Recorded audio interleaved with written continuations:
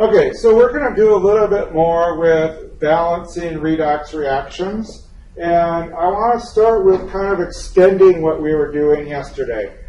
So what we were doing yesterday was balancing some fairly straightforward oxidation reduction problems. And if you look at this equation, okay, we want to balance this equation. And if you look at it, you'll say, well, it's already balanced. There's one CE, one tin, and one tin, and we must be balanced. But if you remember, I hinted at a while ago that when you balance equations, you must also balance charge. And if you look at the charge in this equation is not balanced. There's a +4 and a +6, so there's a total charge on this side, or +4 and a +2, excuse me, a total charge of +6. There's a +3 and a +7 here for a total charge of +7.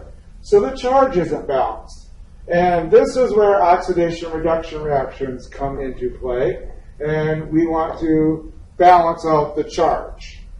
So it's no different than what we've been doing. You still start with your two half reactions. So I have Ce4+ going to Ce3+,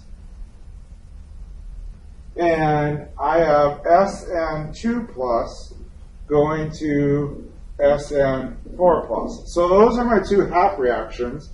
Then I just need to think about what are the electrons doing. So how do I get from a +4 to a +3? And the only thing you get to add or subtract are electrons. So what happens is I need to add one electron to this side. And now a -1 charge +4, that gives me a +3 charge. And that's what would be balanced on that side. Okay? Now, down here in this second equation, right here, okay, I have a +2 and a +4. Okay? And so what I need to do is figure out how do you get a +2 to a +4? Well, the only way to do that is this +2 must lose 2 electrons.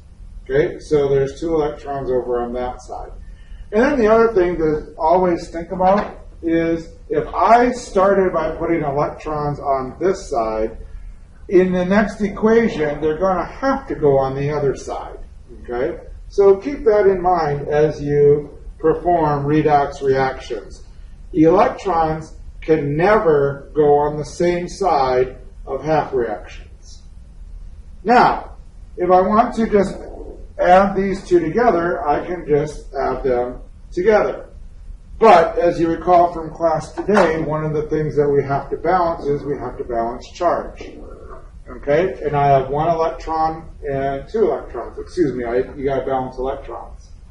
Okay, so in order to get the electrons to balance, what we're going to have to do is multiply this equation by 2. And when I do that, I'm going to get 2 electrons, 2 CEs, and 2 CEs there. So now, when I add these two equations together, my electrons will balance or will cancel, and I can just bring everything down. So I have 2 Ce plus 4 plus Sn plus 2 yields 2 Ce plus 3 plus Sn plus 4. Okay?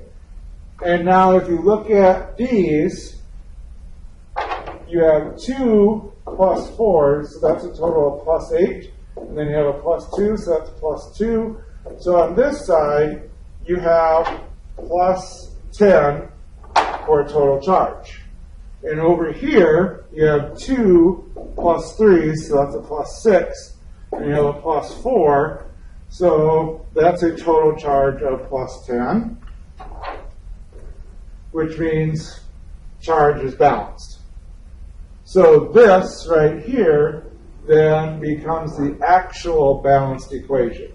because charge is balanced. And our atoms are still balanced because you have 2 and 2, so the atom's still balanced, but now you also have charge balancing.